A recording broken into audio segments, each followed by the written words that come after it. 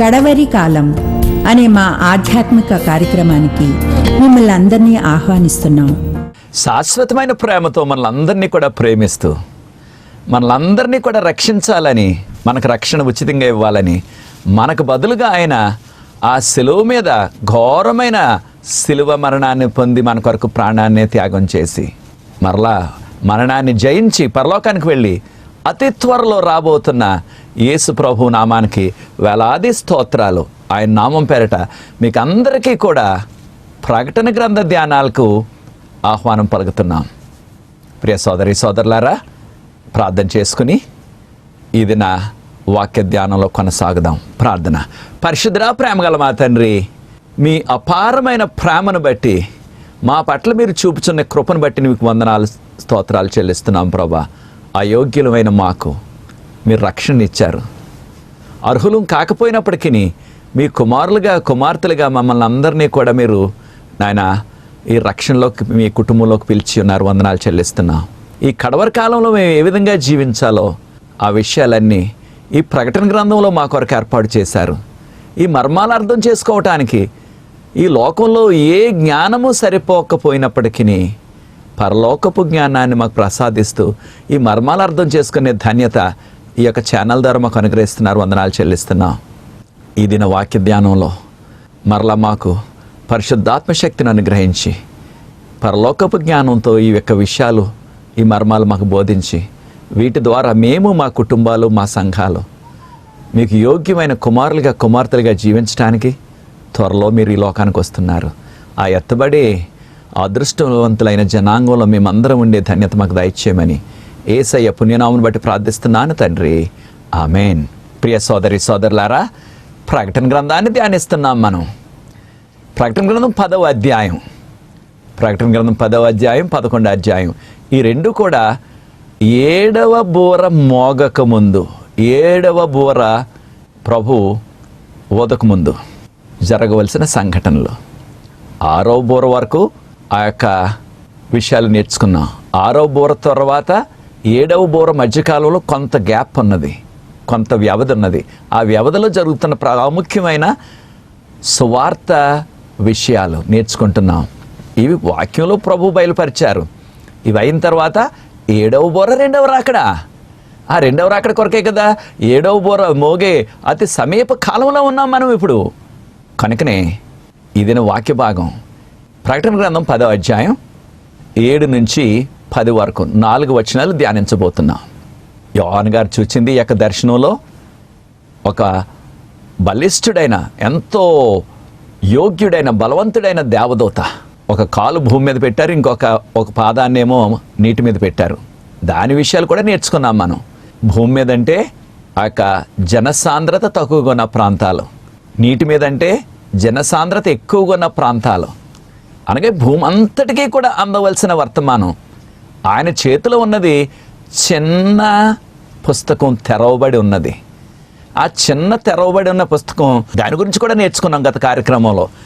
అది ముద్రించబడిన దానియేలు గ్రంథం, దానియేలు కాలం నుంచి కడవరి కాలం వరకు. కానీ కడవరి కాలంలో అది తెరవబడాలా, అది తెరవబడ్డది. కనుకనే దానిలో ఉన్న ఆ ప్రవచన రహస్యాలన్నీ అర్థం చేసుకునే ధన్యత, యోగ్యత ప్రభువే ఇచ్చారు. కడవరి కాలం వరకు ముద్రించారు. ఆ ముద్ర తీశారు కనుక, ముద్ర తెరిచారు కనుక, గ్రంథం తెరిచి చేతికి ఇచ్చారు కనుక దానిని పఠించి దానిలో ఉన్న విషయాలు తెలుసుకోవాల్సిన బాధ్యత మనది. ఈ విషయాన్ని ప్రకటన గ్రంథం 10వ అధ్యాయం 1 వచనాల్లో నేర్చుకున్నాం గత కార్యక్రమంలో. ఇది నాన్న ప్రకటన గ్రంథం 10వ అధ్యాయం 7వ వచనంలో దేవుడు తన యొక్క ఉచితమైన కృప ద్వారా ఆయన ఇచ్చిన ఈ యొక్క సువార్తమానం ఏమిటది? ఇక ఆ యొక్క 7వ బూర మ్రోగు కాలం వచ్చినప్పుడు దేవుని మర్మం ఇక సమాప్తమైపోవాలా, అనగా 2వ రాకడ ముందు ఈ యొక్క గ్రంథంలో ఉన్న సమస్త మర్మాలు కూడా ఆయన యొక్క ఉచిత కృప ద్వారా అర్థం చేసుకునే శక్తి, పరలోకపు జ్ఞానాన్ని పరిశుద్ధాత్ముడు మనకు అనుగ్రహిస్తున్నారు. కనుకనే ఈ విషయాలు మనం ఇప్పుడు యోగ్యంగా లేకపోతే క్షుణ్ణంగా విపులంగా అర్థం చేసుకునే యోగ్యత యొక్క అవకాశం మనకు కలుగుతుంది. కనుక ఇక మర్మాలు ఇక ఉండవు. కడవరి కాలం వరకు అవి ముద్రించబడ్డాయి కాబట్టి మర్మాల్లాగా మిగిలిపోయాయి. ఆ మర్మాన్ని అర్థం చేసుకోవటానికి ఈ లోక జ్ఞానం సరిపోదు, ప్రభువే మనకిస్తున్నారు పరలోకపు జ్ఞానం. కనుకనే దానియేలు గ్రంథంలో మనం నేర్చుకున్నాం కదా, 12:4 ఏమని? జ్ఞానము అధికమగును కడవరి కాలంలో. ఏ జ్ఞానము? ప్రవచనాలకు సంబంధించిన జ్ఞానం. ఆ యొక్క సైన్స్, విజ్ఞాన శాస్త్రం, టెక్నాలజీ, సాంకేతిక జ్ఞానం, వాటికంటే ప్రాముఖ్యమైనది వాక్య జ్ఞానం, ప్రవచనాలకు సంబంధించిన జ్ఞానం. అది పెరుగుతుంది. కనుక ప్రకటన గ్రంథం 10వ అధ్యాయంలో మనకు తెరవబడ్డ ఈ చిన్న గ్రంథం దానియేలు గ్రంథ ప్రవచనాలు కడవరి కాలం వరకు మూతవేయబడ్డాయి, ముద్రించబడ్డాయి, ఇప్పుడు తెరవబడ్డాయి. కనుక వాటిని అర్థం చేసుకోవాలా. అది మన యొక్క ధన్యత, లేకపోతే మనకి దేవుడిచ్చిన ఆ యొక్క కృప. చాలాసార్లు చాలామంది బోధకులు, విశ్వాసులు కూడా అంటున్నారు, అయ్యా ప్రకటన గ్రంథంలో అనేక రహస్యాలు, అనేక విషయాలు మూతబడి ఉన్నాయి, దానిలో మనం తెలియంది ఏదైనా చేర్చినట్లయితే మనకు పరలోకంలో మన యొక్క పాలు పోతుంది, దేనైనా తీసేసినట్లయితే ప్రభు మన పేరు జీవగ్రంథంలో తీసేస్తారు అని భయపడుతున్నారు. అయితే ప్రభు ఇచ్చింది ఏమిటి? ప్రభు ఈ విషయాలు మీరు అర్థం చేసుకోండి. యోహాను గారికి 1వ అధ్యాయంలోనే నీకు త్వరలో జరగబోతే సంగతులు నీకు వివరిస్తున్నాను యోహాను, ఇవి నేర్చుకో, లేకపోతే ఇవి ప్రజలందరూ నేర్చుకోవాలా. నేర్చుకోవటానికి ప్రభు ఇచ్చారు, తెలుసుకోవటానికి. తర్వాత చాలామంది అంటున్నారు ఆ యొక్క డ్యూటరానమీ 29:29, ఆ యొక్క ద్వితీయోపదేశకాండం 29వ అధ్యాయం 29వ ఏమని? రహస్యమైన విషయాలు దేవునికే తెలుసు. Secret things belong to God. రహస్య విషయాలు దేవునికే చెందుతాయి. అయితే తర్వాత ఉన్న ఆ ఒక్క వాక్యాన్ని, లేదా 2 వాక్యాలు మనం చూడట్లేదు. దానిలో ఏముంది? ఆ యొక్క ఆఖరు వచనాన్ని చూసినట్లయితే, లేకపోతే భాగాన్ని చూసినట్లయితే ఆ వచనంలోనే. కానీ రహస్య విషయాలన్నీ కూడా దేవుని సన్నిధిలో ఉంటున్నాయి, లేకపోతే దేవునికి చెంది ఉన్నాయి, దేవుని యొక్క చిత్తంలోనే ఉన్నవి, దేవుని గుప్పిట్లోనే ఉన్నవి. కానీ ఆయన బయలుపరిచిన విషయాలు, what ever God has revealed, దేవుడు ఏవైతే విషయాలు బయలుపరిచారో ఆ విషయాలను మనం నేర్చుకోవాలి. అవి మనకు, మన బిడ్డలకు. అది తప్పకుండా మనం చేయవలసిన పని. కనుక ప్రకటన గ్రంథం 10వ అధ్యాయంలో కూడా ఇక దేవుని సంబంధించిన మర్మాలు ఇక ఉండకూడదు అని ప్రకటన 10:7 చెప్పబడ్డది. అప్పుడు ఒక స్వరం వినబడ్డది యోహాను గారికి. యోహాను, ఆయన ఒక పాదం నీటి మీద, ఒక పాదం భూమి మీద పెట్టారు కదా, ఆయన చేతిలో చిన్న తెరవబడ్డ గ్రంథం ఉన్నది కదా. యోహాను గారు చూస్తూనే ఉన్నారు దాన్ని. అప్పుడు పరలోకం నుంచి ఉన్న స్వరం వినబడ్డది యోహాను గారికి, నీవు వెళ్ళి ఆ గ్రంథం తీసుకుని దాన్ని తిను అని స్వరం వినబడ్డది. అప్పుడు యోహాను గారు ఆ యొక్క నిలబడి ఉన్నారు కదా, దేవదూత రూపంలో ఉన్నారు, మనిషి కుమారుడు అనగా మన రక్షకుడు. ఆయన మహిమేశ్వర్యంలో, లేకపోతే ఆ యొక్క దేవదూత పోలికలో వచ్చారు, లేకపోతే దేవదూత స్వరూపంలో ప్రత్యక్షమయ్యారు. ఏమంటున్నారు? యోహాను గారు వెళ్ళి, అయ్యా ఆ యొక్క చిన్న గ్రంథం, తెరవబడ్డ గ్రంథం నాకు ఇవ్వండి అన్నారు.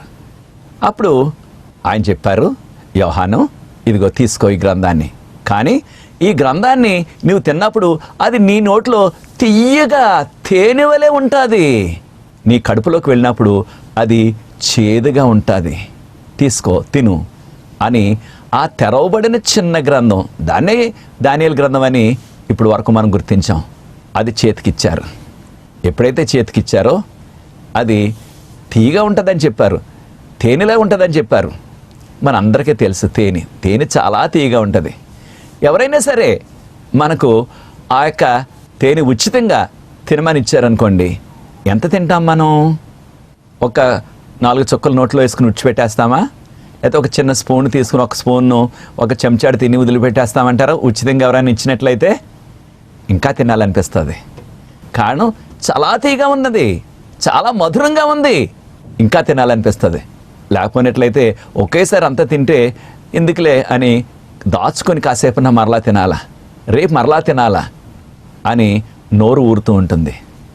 దేవుని యొక్క వాక్యం, ఈ ఆధ్యాత్మిక సత్యాన్ని నేర్చుకోవాలి ప్రియ సోదరి సోదరులారా. దేవుని యొక్క వాక్యం ఎలా ఉన్నది? తేనె కంటే కూడా తియ్యగా ఉన్నది నా నాలుక్కు అన్నాడు కీర్తనకారుడు. కీర్తన 119, 103. Psalm 119 verse 103. కీర్తన 119, 103. తేనె కంటే కూడా తీయగా ఉన్నది. ప్రియ సోదరి సోదరుడా, తీయగా ఉన్న తేనెను ఎవరు కూడా విడిచిపెట్టరు. చిన్నపిల్లలు కూడా దాన్ని తింటున్నాం. చాలాసార్లు మనం ఏం చేస్తాం, ఏదైనా ఒక చిన్న చిన్న స్పూన్ తోటి, చిన్న చెంచాతోటి, చిన్న గరిటెతోటి తింటున్నాం అనుకోండి, అది నాలుక మీద వేసుకున్నాక తిన్న తర్వాత ఆ యొక్క గరిటెకి అంటుకున్నా లేదా స్పూన్కి అంటుకున్నా ఆ కొంచెం కూడా నాలుకతో నాకేయాల అనిపిస్తుంది, నాకేస్తాం కూడా. కొంచెం కూడా అది వ్యర్థం కావటం మనకి ఇష్టం ఉండదు.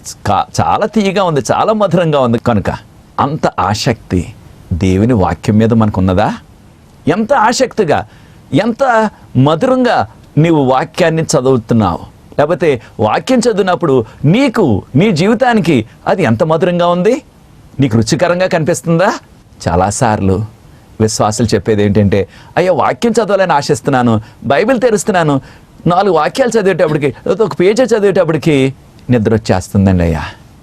లేకపోయినట్లయితే వాక్యం చదవాలని తెరుస్తున్నాను, 4 వాక్యాలు చదివేటప్పటికి, ఒక పేజీ చదివేటప్పుడు, ఒక అధ్యాయం చదివేటప్పటికి ఇక మనసు దాని మీద ఉండట్లేదండి. మనసు ఎక్కడికో వెళ్ళిపోతుంది. కాన్సన్ట్రేట్ చేయలేకపోతున్నాను, దాని మీద నేను ఆ శ్రద్ధ ఉంచలేకపోతున్నానండి అంటున్నారు చాలామంది.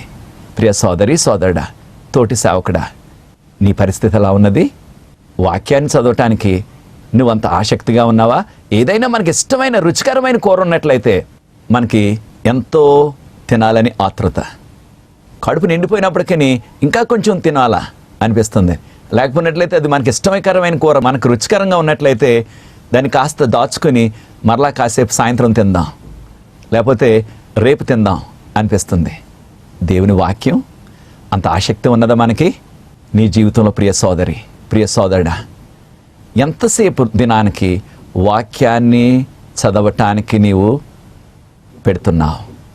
ఈ లోక సంబంధమైన పనులు చేసుకోవటానికి, మన సొంత పనులు చేసుకోవటానికి, లేకపోతే ఈ లోక సంబంధమైన వార్తలు చదవటానికి, లేకపోతే ఈ లోక సంబంధమైన వార్తలను చూడటానికి ఆ యొక్క టీవీలో ఎంతసేపు పెడుతున్నావు? లేదా కాలక్షేపానికి రకరకాల సీరియళ్ళు, రకరకాల కార్యక్రమాలు, లేదా రకరకాల ఆ యొక్క డిస్కవరీ ఛానళ్ళు ఎంతసేపు చూస్తున్నావు వాటిని? దేవుని వాక్యాన్ని చదవటానికి రోజులో ఎంతసేపు నువ్వు గడుపుతున్నావు? కారణం, దేవుని వాక్యం చదివినట్లయితే ఆ యొక్క వాక్యం మనకి ఏ మేలు చేస్తుంది? ఆ వాక్యం వినటం వలన, వాక్యం చదవటం వలన విశ్వాసం మనకు కలుగుతుంది. ఆ యొక్క విశ్వాసం ద్వారా మనం రక్షించబడతాం. అనగా వాక్యం మనకు రక్షణని అనుగ్రహిస్తుంది, వాక్యం మనం ప్రభువులో బలపరుస్తుంది, వాక్యం మనల్ని పరలోకానికి నడిపిస్తుంది. ఇంత గొప్ప దీవెనిచ్చే, ఇంత గొప్ప మేళ్ళిచ్చే ఈ యొక్క వాక్యాన్ని మనం చదవటానికి ఎంత ప్రాధేయపడుతున్నాం? ఇది మధురంగా మనకు అనిపిస్తుందా మన యొక్క జీవితాల్లో? దేవుని యొక్క వాక్యం వినటం, దేవుని యొక్క వాక్యం చదవటం. లేకపోయినట్లయితే ఇది మనకి చాలా బోరింగ్ లాగా అనిపిస్తుంది అంటారా? అలా అనిపిస్తున్నట్లయితే సాతాను శక్తులు మనలో బలంగా పనిచేస్తున్నాయని మనం గుర్తించాలా? దేవుని యొక్క సన్నిధిలో మన పాపాలు ఒప్పుకొని ప్రభు సన్నిధిలో మనం పశ్చాత్తాపడి ఆ యొక్క వాక్యాన్ని మనం శ్రద్ధగా చదివి నేర్చుకోవటానికి మనం సమయాన్ని వెచ్చించాలా? వాక్యం చాలా మధురమైనది. మీరు ఎప్పుడైనా గమనించినట్లయితే కొన్ని అరుదుగా కొన్నిసార్లు మనం చూస్తూ ఉంటాం, వేప చెట్టు, వేప ఆకులు కానీ, లేకపోతే వేప చిగుర్లు కానీ, వేప కర్ర కానీ చేదుగా ఉంటుంది. అటువంటి చేదుగా ఉన్న ఆ వేప చెట్టు కూడా తేనె పట్టు పడుతుంది. ఆ తేనె వేప చెట్టుకు పట్టినప్పటికీ చేదుగా ఉంటుందా? లేదు, చాలా తీయగా ఉంటుంది. ఇక్కడ దేవుని వాక్యం తీయగా ఉంటుంది మన యొక్క జీవితాలకు. అది తీపి ఎప్పుడు కూడా శుభకరం. లేకపోతే ఏ శుభకార్యంలోనైనా సరే మనం ఆ యొక్క తీపిని వాడుతున్నాం.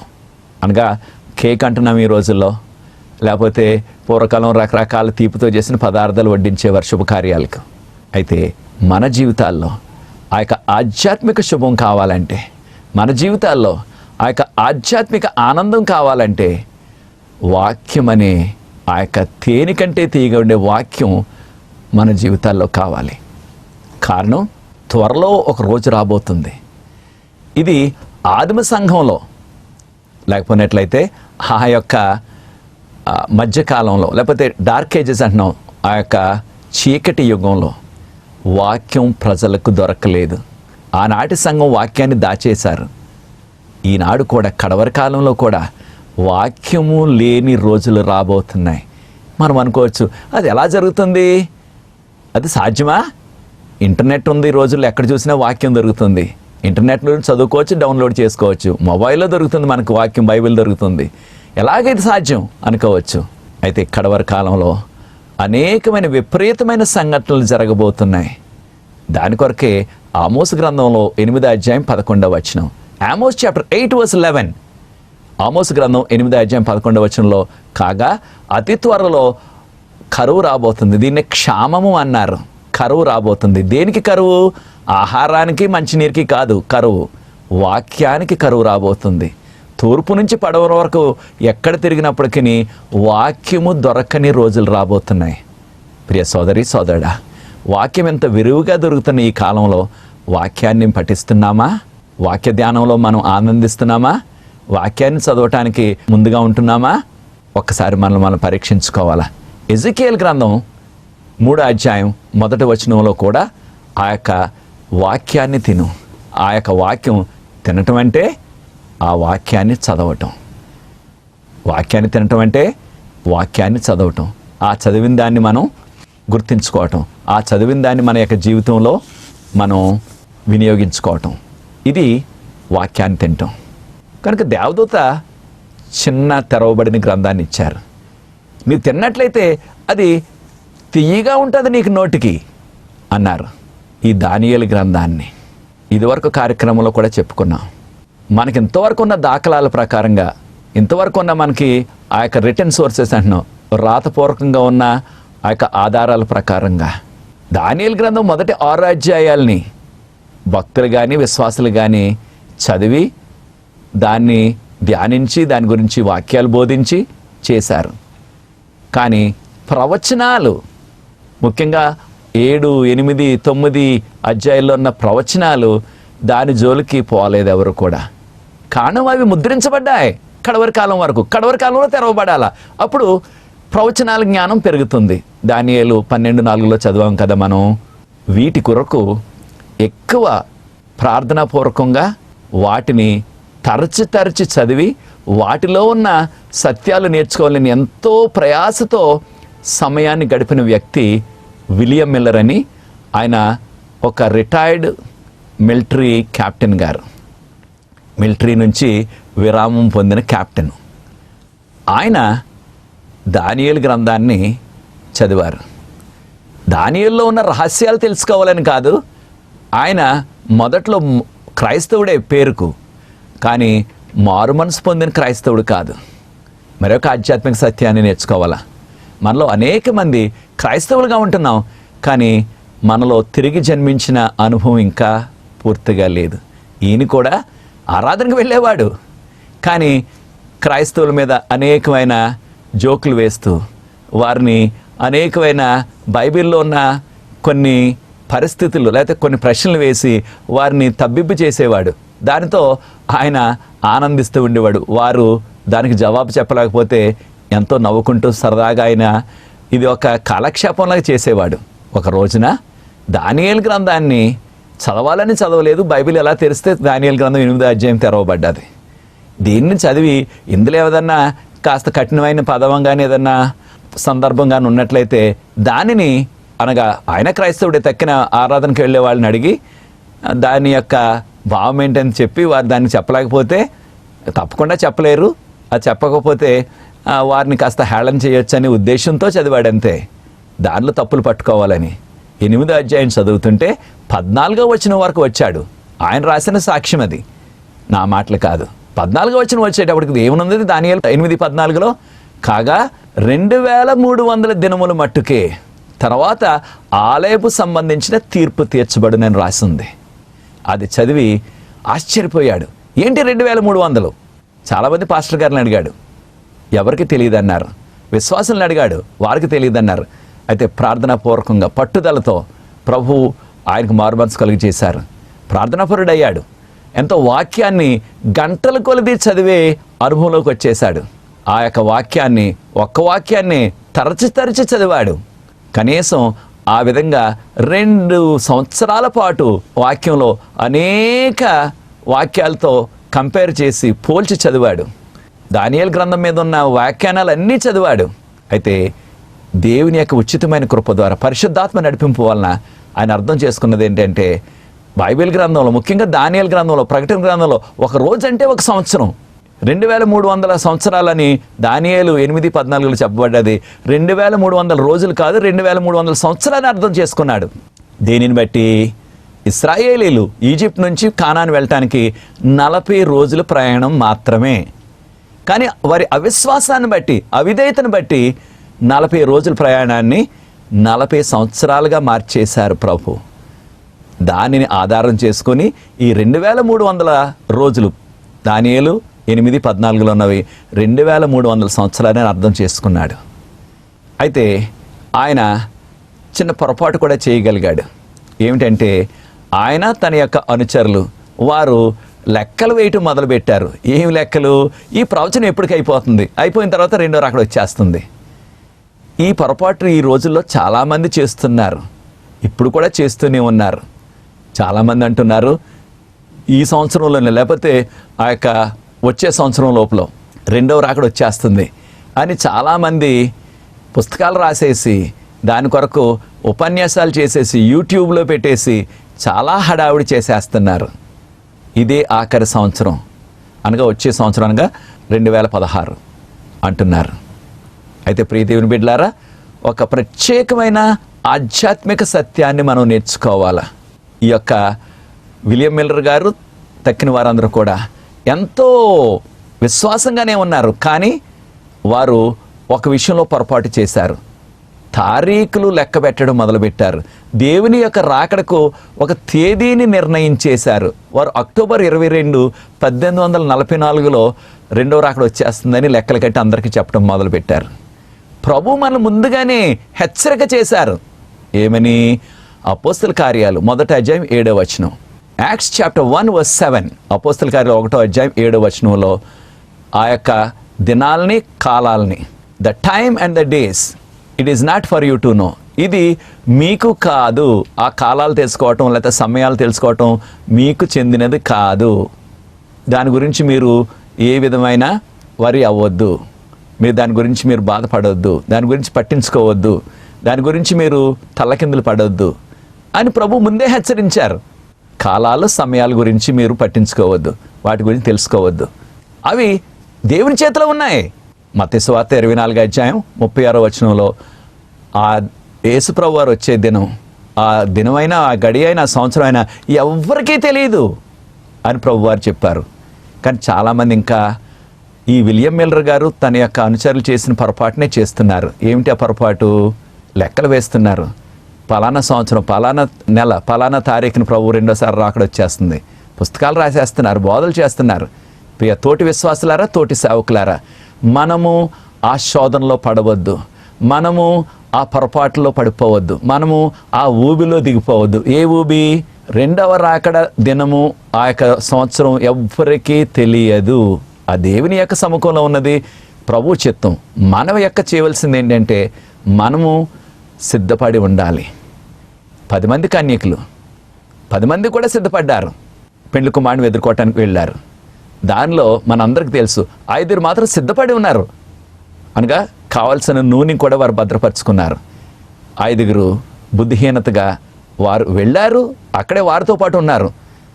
గమనించవలసింది ఏంటంటే 10 మందిని నిద్రపోయారు. కానీ పెండ్లి కుమారుడి యొక్క స్వరం, ఆ యొక్క మ్యూజిక్ వినబడినప్పుడు వారందరూ కూడా హఠాత్తుగా లేచారు. సిద్ధపడిన వారు, వారు జాగ్రత్త పడిన వారు, ఆ యొక్క తెలివైన వారు, బుద్ధి గలవారు నూనె సిద్ధపరచుకున్నారు కాబట్టి, కొంచెం దాచుకున్నారు కాబట్టి వారు పెండ్లి కుమారుని ఎదుర్కోవటానికి, పెండ్లి విందులో ప్రవేశించడానికి అవకాశం కలిగింది. మీరు నేను కూడా బుద్ధిగల కన్యకల వలె ఆ తారీఖు లేకపోతే ఆ డేటు లేకపోతే ఆ నెల కొరకు ఎదురు చూడొద్దు, సిద్ధపడి ఉందాం. ప్రభు ఎప్పుడు వచ్చినప్పటికీ మనము మన కుటుంబం ఎత్తబడతాం.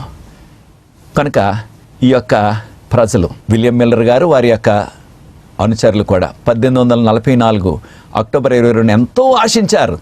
రాత్రంతా ఎదురు చూచారు, రాలేదు. ఎంతో నిరాశ పడిపోయారు. వారిలో చాలామంది విశ్వాసాన్ని కూడా విడిచిపెట్టేశారు. ప్రియ సోదరి సోదరుడే, కడవరి కాలంలో జీవిస్తున్నాం. సాతానుడు ఈ యొక్క శోధన అనేక మంది సేవకులకు విశ్వాసులు కూడా తెచ్చిపెడుతున్నాడు. ఏంటి శోధన? ఆ యొక్క తారీఖును పెట్టటం, దానిని నమ్మటం, దాని కొరకు అనేక మంది బోధలు చేయటం, ఇది జరుగుతున్నది. దానిలో మనం ఉండకూడదు. మనం చేయవలసింది ఏంటంటే దేవుని బిడ్డగా సిద్ధపడి ఉందాం. దేవుని రాకడ ఎప్పుడైనప్పటికీ, మీరు ఎక్కడున్నప్పటికీ మనం సిద్ధపడి ఉన్నట్లయితే ప్రభు వస్తారు, మన పరలోకం తీసుకెళ్తారు. కనుక ఈ యొక్క తీయని అనుభవం, రెండవ రాకడ అన్నది తీయని అనుభవం. ఆయన రాకపోయినట్లయితే ఆ తారీఖు మనం అనుకున్నట్లుగా ఇంతవరకు అనేక వందల మంది రకరకాల తారీఖులు పెట్టేశారు రకరకాల సంవత్సరాల్లో ఈ జరిగిన కాలంలో. ఎప్పుడైనా మీకు కావాల్సినట్లయితే ఇంటర్నెట్లో కొట్టి చూడండి, those who set the dates for second coming అని. కొన్ని వందల మంది చేశారు ఆ యొక్క ప్రయోగాన్ని. ఒక్కటి కూడా జరగలేదు, జరగబోదు. కారణం ఎవరికీ తెలియదు. ప్రభు మీద ఆధారపడదాం, వాక్యాన్ని నమ్ముదాం. ప్రభు ఎప్పుడొచ్చినప్పటికీ ఆయన రాజ్యంలో ఎత్తపడతాం. అటువంటి కృప మనందరికీ ప్రభు అనుగ్రహించుగాక. ప్రార్థన. పరిశుద్ధ ప్రేమగల మా తండ్రి, మీ వాక్యం మధురమైనది. దాన్ని మేము పఠిస్తూ మీరు చెప్పిన రీతిగా మీ యందు విశ్వాసం ఉంచి, ఆ తారీఖులు ప్రభు మేము పెట్టుకోకుండా మీ యందు విశ్వాసం ఉంచి, మీ మాట మందు విశ్వాసం ఉంచి జీవిస్తూ, మీరు ఎప్పుడొచ్చినప్పటికీ మేము మా కుటుంబాలు సిద్ధంగా ఉండి ఎత్తబడి మీతో యుగయుగాలు ఉండే ధన్యత దయచేయమని, కార్యక్రమాన్ని వీక్షించిన ప్రతి వారిని ప్రత్యేకంగా ఆశీర్వదించమని యేసు ప్రభు వారి పుణ్యమైన నామను బట్టి ప్రార్థిస్తున్నాను తండ్రి. ఆమెన్. ప్రభు మనల్ని ప్రత్యేకంగా దీవించబోతున్నారు. ఈ కార్యక్రమాలు మరలా మనం మీరు చూడాలని ఆశించినట్లయితే మీరు యూట్యూబ్కి వెళ్ళి, మీకు ఆ యొక్క సదుపాయం ఉన్నట్లయితే దానిలో శుభవార్త.tv అని కొట్టి, నా పేరు డాక్టర్ శరత్ బాబు అని కొట్టినట్లయితే, క్లిక్ చేసినట్లయితే మీరు ఈ కార్యక్రమం మరలా చూసే అవకాశం ప్రభు మనకు ఏర్పాటు చేస్తున్నారు. ఈ కార్యక్రమం కొరకు మీరు ప్రార్థించండి. ప్రభు మిమ్మల్ని ప్రేరేపించినట్లయితే కార్యక్రమాలు ముందుకు కొనసాగటానికి మీరు దీనిలో పాలిభాగస్తులు అవ్వండి, సహకరించండి. మీకు ఎటువంటి ప్రార్థన అవసరం ఉన్నప్పటికీ మాతో పంచుకోండి. ఎటువంటి ప్రశ్న ఉన్నా మాతో పంచుకోండి. వాక్యపు వెలుగులో, చారిత్రక కోణంలో మీకు జవాబులు చెప్తాం. ప్రభు మిమ్మల్ని ప్రత్యేకంగా దీవించుగాక. God bless you.